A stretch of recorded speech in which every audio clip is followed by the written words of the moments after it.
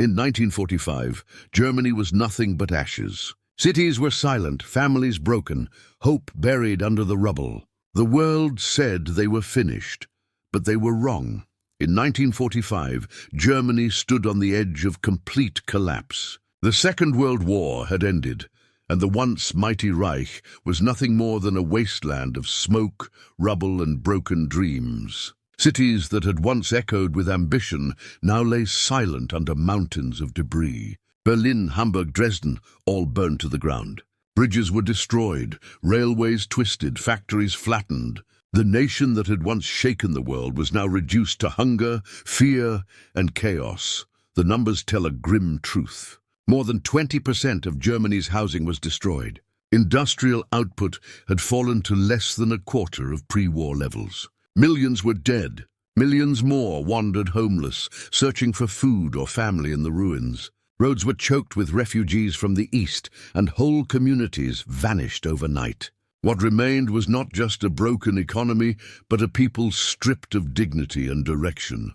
The moral collapse was just as severe. The shadow of Nazi crimes had stained the German name, and the rest of the world looked at the nation with suspicion and anger. For many, Germany was a country that didn't deserve a second chance. Its citizens were burdened not only by loss, but by guilt. Yet inside that darkness, among the ruins of bombed homes and silent factories, something powerful began to grow. A quiet, collective will to rebuild. The early post-war years were brutal. The Allies occupied Germany and divided it into 4 zones: American, British, French, and Soviet. Food was scarce. Winter after winter, families struggled to survive. Bartering replaced money. Cigarettes became currency. It seemed impossible that this nation would ever recover. Yet sometimes desperation breeds discipline. The German people did what they had always done best. They worked.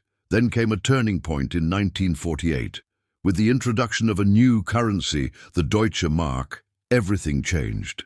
Overnight, the black market collapsed, prices stabilized, and people began to believe again.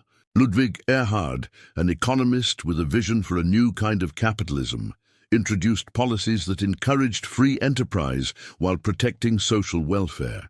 It was called the social market economy, a balance between freedom and fairness. For the first time since the war, Germans could see a path forward.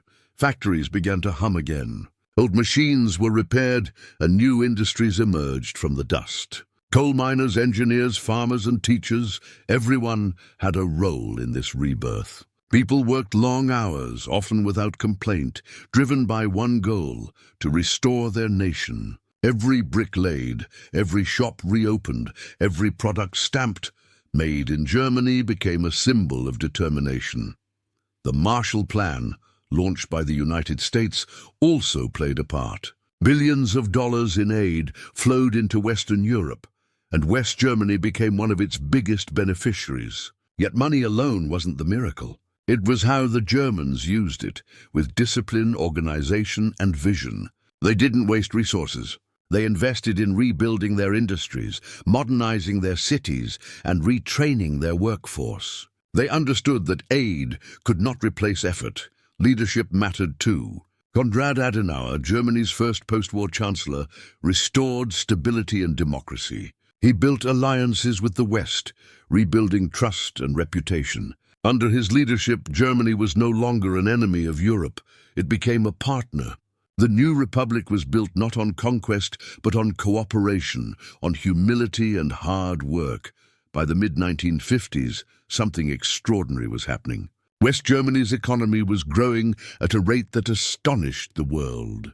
Factories that once made weapons were now producing cars, machines, and technology that defined quality and precision. The Volkswagen Beetle became a symbol of affordable progress. Siemens, BMW, and BASF turned into global giants. The term Wirtschaftswunder, the economic miracle, was born. Behind this economic explosion was a new mindset. Germans no longer wanted to dominate. They wanted to excel.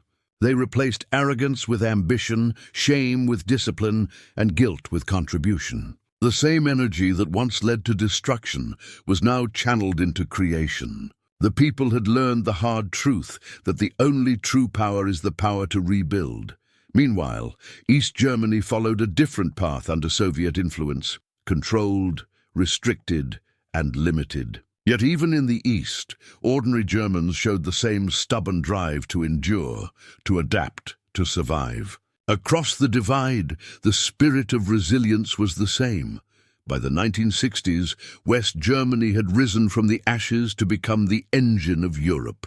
It was exporting products to the world, hosting international fairs, and leading in technology and industry. The same cities once destroyed by firebombs were now filled with lights, music, and life. The transformation was so complete that visitors could barely believe what they saw.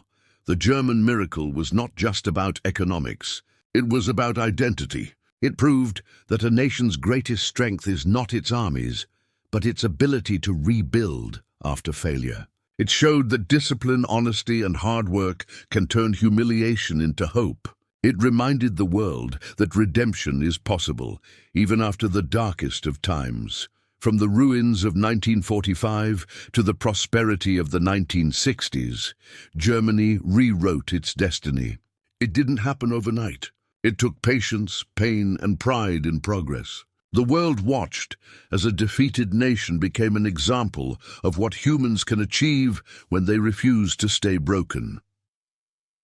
When the guns went silent in 1945, Germany wasn't just defeated, it was erased. The nation had no government, no functioning economy, and no trust from the world. Cities like Berlin, Cologne, and Dresden were nothing more than dust. People stood in food lines for hours just to get a loaf of bread.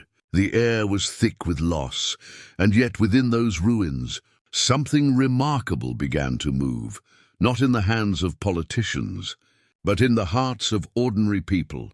The first phase of the miracle wasn't about money or politics. It was about mindset. The German people realized no one was coming to save them. There were no shortcuts, no instant recovery. If they wanted a future, they would have to build it themselves, brick by brick, street by street. They traded despair for duty, pride for purpose.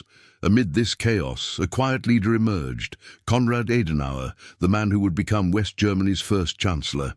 He was not a man of slogans. He was a man of substance. Adenauer believed Germany's only path forward was through democracy, peace, and productivity. He said, "We must not look backward, but forward." Those words became a national philosophy. Working alongside him was Ludwig Erhard, an economist who believed that freedom was the key to recovery. Erhard rejected the idea of total government control. Instead, he proposed something revolutionary, the social market economy. It wasn't pure capitalism, and it wasn't socialism. It was balance. The government would protect the weak, but enterprise and innovation would drive the nation. In June 1948, Erhard made a bold move. Without consulting the Allied military government, he introduced a brand new currency, the Deutsche Mark. Overnight, old money became worthless. Shopkeepers took down their closed signs, markets reopened, and goods returned to shelves. Prices stabilized, confidence returned, and for the first time in years, Germans could buy bread without fear.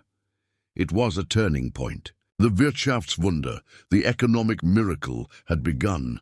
Factories started to reopen. Workers, many of whom had been soldiers or refugees, took up tools again. Men and women worked side by side, driven by a shared determination to rebuild. They labored long hours, often 6 or 7 days a week, for low wages but high purpose. They didn't complain, they created. They knew that their effort today meant a better tomorrow.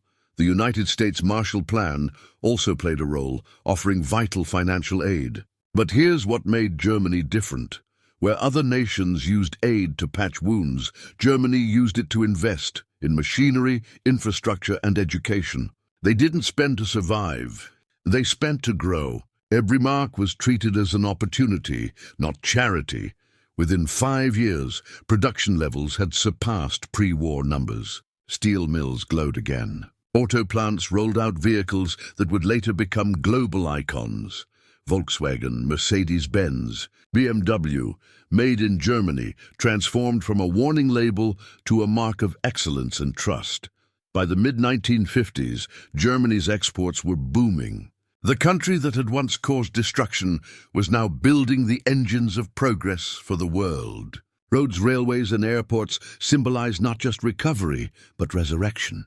The people's spirit matched the country's pace, fast, focused, fearless. Yet the miracle wasn't just material. Germany rebuilt its values. Schools reformed their teachings. History was faced, not hidden. The people confronted the darkness of their past, determined to never repeat it. They replaced arrogance with accountability and propaganda with education. That honesty became part of their strength. The government introduced strong labor protections, health insurance, and pensions. It wasn't just about making money. It was about building a society that worked for everyone. Germany's middle class expanded, and with it came stability. The country learned that prosperity means nothing without responsibility. Across the border, East Germany took a different road under Soviet control. Planned economy, censorship, and state dominance. It industrialized but never truly thrived. West Germany, on the other hand, flourished under freedom and faith in human effort. The contrast became the proof of Erhard's Visio. Every great transformation begins with one moment, a decision, a risk, a spark that changes everything. For Germany, that spark came in 1948. After years of hunger, chaos, and uncertainty, a single event turned despair into determination, the birth of the Deutsche Mark. At that time, Germany's economy was dead. Factories stood idle. Shops were empty. People survived through the black market, trading cigarettes for bread or soap. The currency, the old Reichsmark, was worthless. You could carry a bag full of money and still not afford a meal. The people had lost faith, not only in the system, but in themselves. Then came Ludwig Erhard, a quiet economist with bold ideas. He believed that the only way to rebuild Germany was through freedom, not control. He saw that the old methods of rationing and regulation were suffocating the country. So he made a decision that would define the future. He introduced a new currency, secretly and without Allied approval. On June 20th, 1948, the Deutsche Mark was born. Overnight, every citizen received 40 new marks to start fresh. It wasn't just new money, it was a new beginning. The next morning, something miraculous happened. Shop windows that had been empty for years were suddenly filled with goods. Merchants who had hidden their products came out of the shadows. People lined up not for rations, but to buy and sell again. Confidence returned to the streets. The black market vanished almost instantly. For the first time since the war, Germans could breathe. The currency reform restored something deeper than economic order. It restored hope. That hope ignited the German spirit. People went back to work. Factories reopened. Tools that had gathered dust were picked up again. The same hands that had once built weapons were now building machines, cars, and homes. It was as if the nation had collectively decided, we will rebuild ourselves. At that very moment, the Marshall Plan from the United States arrived, a massive economic aid package for post-war Europe. West Germany received billions in loans and supplies. Yet what made Germany unique wasn't the aid itself. It was what they did with it. Where some nations used the funds to survive, Germany used them to transform. They rebuilt their industries, modernized machinery, trained their workforce, and invested in education. They treated every dollar as an opportunity to innovate, not a lifeline to depend on. Factories that had been bombed to rubble began to roar with life. The smell of smoke and ash was replaced by the sound of progress. Machines turning, workers hammering, trains running again. But perhaps the true miracle wasn't in the factories or the finances. It was in the mindset. The Germans had learned that recovery doesn't start with wealth. It starts with willpower. They didn't wait for the perfect conditions. They created them. The leadership of Konrad Adenauer guided this new Germany with wisdom and restraint. He pushed for unity, for democracy, and for forgiveness. He understood that the nation could not rebuild its walls unless it first rebuilt its values. Adenauer's government laid the foundation for stability, freedom of speech, political reform, and international cooperation. Meanwhile, Erhard continued to shape the economy with his philosophy of the social market economy, capitalism, with a conscience. Businesses were free to grow, but the state ensured fairness and social balance. It was not about greed, but about growth for all. By the early 1950s, the results were visible everywhere. Streets were being rebuilt, power plants restored, and homes reconstructed. German exports were beginning to rise. The world, which had once seen Germany as a symbol of destruction, now began to see it as a symbol of discipline and recovery. This was the turning point, the moment when the story of defeat became the story of determination. Germany had found its rhythm again. It was no longer a victim of history. It was shaping its own destiny.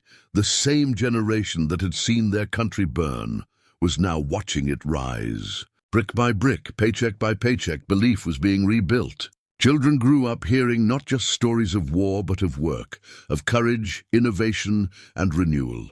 The world took notice. Economists called it Wirtschaftswunder, the economic miracle, but to the people living it, it wasn't a miracle. It was the result of discipline, unity, and relentless effort. Germany had learned that no outside force could destroy a people who refused to give up. The ashes had become the soil for growth. The pain had become fuel for progress. This was not the end of struggle, it was the beginning of purpose. The German miracle was no accident. It was the direct outcome of a nation rediscovering its strength, its values, and its faith in the power of human will. From this turning point onward, there was no looking back. The story of defeat had become the story of rebirth, not through chance, but through choice.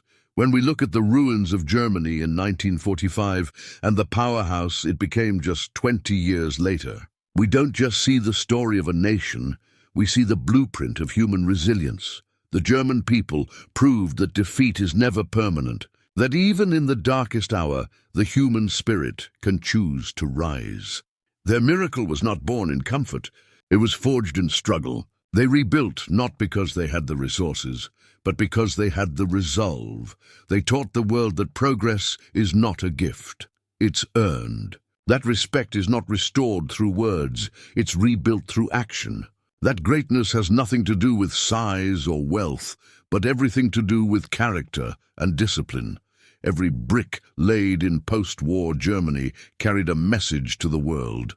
We will not be defined by our past. We will be defined by our work, and they were right.